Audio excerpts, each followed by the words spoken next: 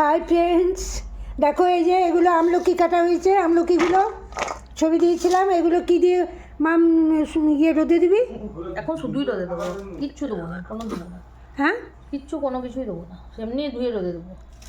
ও, এগুলো এমনি ধুয়ে রোদে দেবে। তারপরে কি করবি? তারপরে শুকিয়ে গেলে নুন আর লঙ্কাগুলো, তারপরে শুকিয়ে গেলে নুন আর লঙ্কা মাখিয়ে এগুলো শিশিতে কি জারে, যে যেরকম জায়গায় হোক ভরে রেখে দেবে।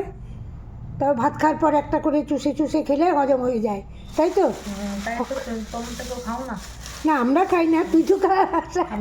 হ্যাঁ, আমি খাই, আমার ভালো লাগে, ভালো লাগে। তোমাদের সাথে ভিডিওটা শেয়ার করলাম। তোমরা আমলকি কিনে এরকম করে কেটে পরিষ্কার করে ধুয়ে রোদে দিয়ে নুন, বিট নুন দিয়ে জারে রেখে দিয়ে ভাত খাওয়ার পর খেতে পারবে, তাড়াতাড়ি হজম হয়ে যাবে। এটা একটা টিপস। হ্যাঁ, আমলকি প্রচণ্ড উপকার, সবাই জানে। আমলকি প্রচণ্ড উপকার বলছে, তাই তোমাদের সাথে শেয়ার করলাম। একটা টিপসও হয়ে গেল। সবাই ভালো থেকো।